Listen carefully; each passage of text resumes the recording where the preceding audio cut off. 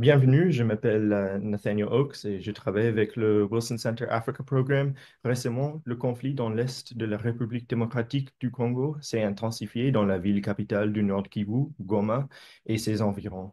Les conflits et l'insécurité frappent la région depuis des décennies avec différents cycles de violence. Afin de mieux comprendre comment le conflit est lié au cycle de violence passé et ce qui rend les événements récents en Goma uniques, nous sommes heureux de parler avec le père Rigobert Minani du Centre d'études pour l'action sociale à Kinshasa en RDC. Le CEPAS est membre du Southern Voices Network for Peacebuilding, un réseau de 22 centres de recherche africains qui travaillent avec le Wilson Center pour fournir des commentaires et analyses sur les relations politiques entre les États-Unis et l'Afrique. Monsieur Minani a également passé du temps au Wilson Center en tant que boursier du Southern Voices Network for Peacebuilding en 2020. Rigobert, merci de nous rencontrer pour cette discussion. Merci. Est-ce que vous pouvez nous parler un peu de ce qui se passe à Goma et en quoi est-ce que cette situation se différencie des conflits passés en RDC? Oui, donc là, ce qui se passe à Goma, c'est une situation catastrophique. C'est depuis 30 ans que le conflit est en cours à l'Est avec des pics différents. Ce qui fait la différence maintenant, c'est que le M23 occupe un territoire trois fois plus grand en 2012, en 2013. Et il y a un engagement très clair, très prononcé des forces spéciales rwandaises qui n'hésitent pas à traverser la frontière et d'appuyer la rébellion pour pouvoir se battre contre l'armée congolaise. Les médias américains, ils parlent des événements à Goma, mais beaucoup de gens ne connaissent pas la ville. Qu'est-ce qui rend, à votre avis, Goma importante dans l'histoire du conflit dans l'est de la RDC et dans le conflit entre le Rwanda et la RDC en général? Goma, c'est une ville qui est située au nord Kivu, à la frontière avec le Rwanda.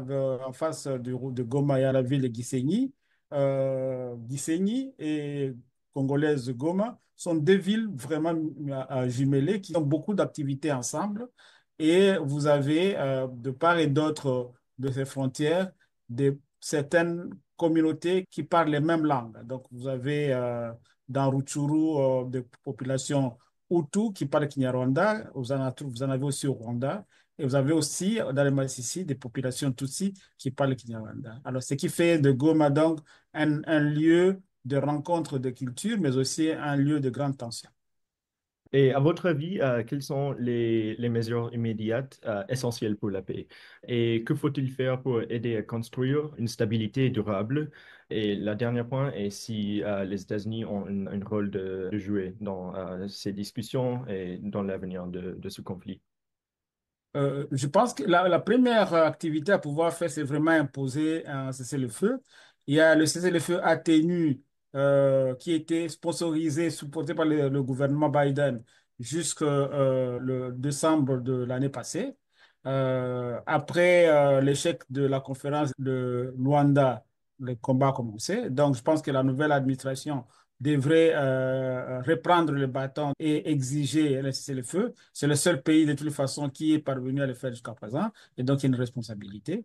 La responsabilité est encore beaucoup plus grande parce qu'il faut dire qu'il y a, c'est depuis plus de 2 ans, à peu près plus de 2 millions de réfugiés et de déplacés de guerre. Donc la crise humanitaire est énorme dans cette région-là et donc prolonger le temps peut être extrêmement dangereux.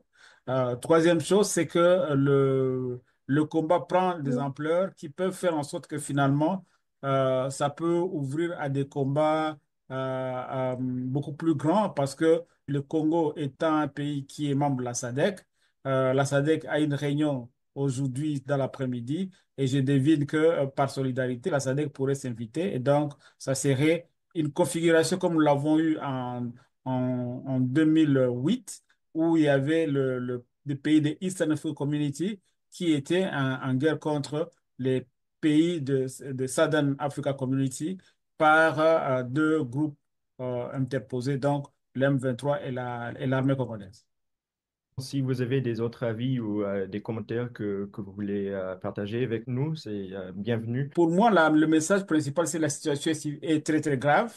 Mhm. Euh, Depuis 4 jours, il n'y a pas d'eau, il n'y a pas d'électricité pour une ville d'1 million d'habitants, avec autour 3 millions de déplacés. C'est vraiment une catastrophe humanitaire qui devrait pouvoir attirer l'attention de la population. Je pense que le nouveau gouvernement américain, parce qu'il a toujours été à la manœuvre depuis le départ, parce qu'il est aussi, il faut le dire, un des alliés les plus traditionnels du Rwanda, qui l'a aidé à faire monter en force sa force militaire, devrait pouvoir trouver une responsabilité pour faire en sorte que la guerre ne continue pas vers le sud comme maintenant, qui a un cessez-le-feu, et qu'on trouve des solutions négociées pour sortir de la crise. Merci beaucoup pour votre analyse aujourd'hui, Père Minani. Merci beaucoup, Nathan.